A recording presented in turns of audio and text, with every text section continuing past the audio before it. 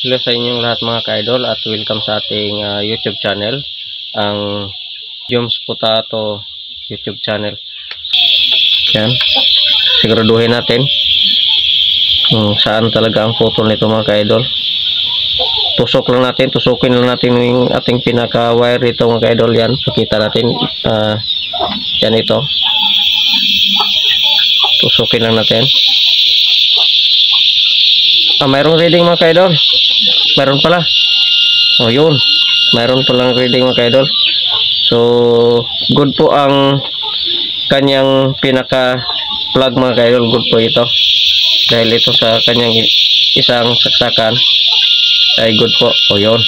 So, sa ganitong mga trouble mga ka-idol ay diretso na tayo dito sa kanyang pinaka motor. Yan.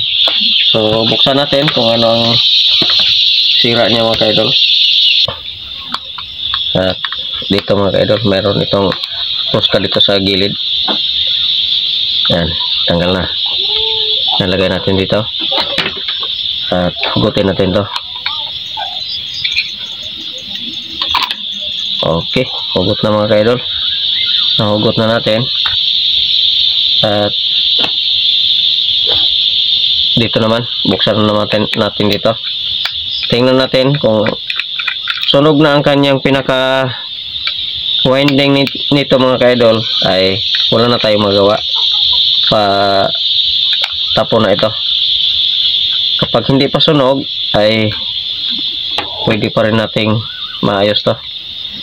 So yan, tingnan natin sa loob kung ano ang naging sira niya. So hugutin lang natin ang pinaka wire niya.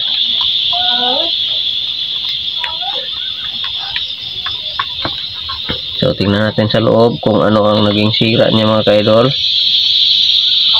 Yan. Yan. Tingnan ko muna mga ka-idol.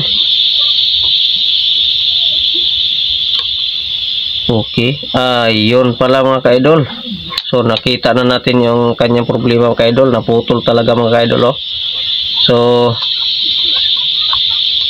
hugutin natin dito para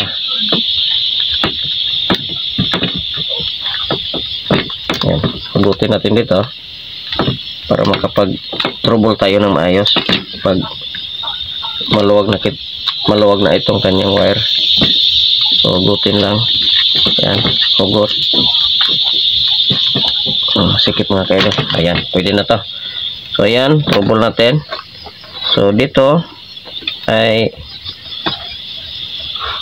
ito mga kaidol, pagtiyagaan nyo mga kaidol, check nyo talaga yung kanyang mga pinagdaanan ng kuryente, itong kanyang mga wire, dahil sayang naman ka-idol kung itatapon na niya lang ito, ay okay pa naman ang kanyang pinakamotor, okay pa naman. At ang naging sira lang niya mga ka-idol ito, yan, nakita ninyo naputol. O yun, so idugtong lang natin yan at gumana na ito mga ka-idol pag madugtong na natin. So dito hanapin lang natin yung naputol. Yan, dito sa pinaka loob mga ka-idol. Oh. Yan. Yun. Nakita natin ang kanyang pinakadulo sa naputulan niya mga ka-idol. Yan. So kaso talaga ito sa mga ceiling fan o kaya mga clip fan, dahil ang kanyang pinaka wire niya mga ka-idol ay masyado lang maliit.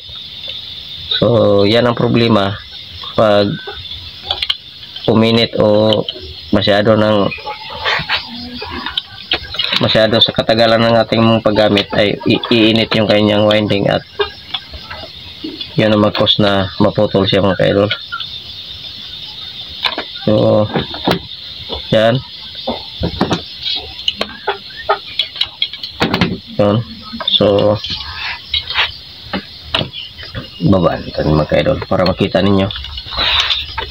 Yan. So dugtong lang natin. Sinsya na kayo sa ating video mga ka-idol dahil makulimlim yung video natin. So yan. Higpitin nyo lang ang pagdugtong mga ka-idol. Yan. At ikating nyo yung sobrang wire sa dulo. At tipan natin ito mga ka-idol. At testing na natin kung gumana na siya at kung ito lang ba ang kanyang sira mga ka-idol. So hanap tayo ng tape.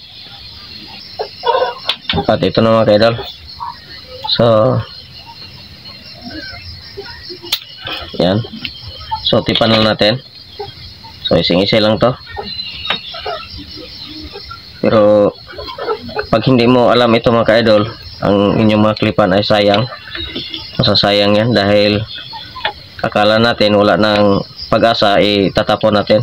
So bili naman tayo ng panibago, so sayang yung pira natin.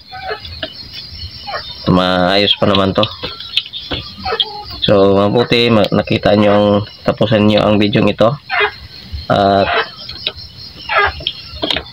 sana'y mag-like kayo mga ka-idol at i-share nyo naman sa inyong mga kakilala.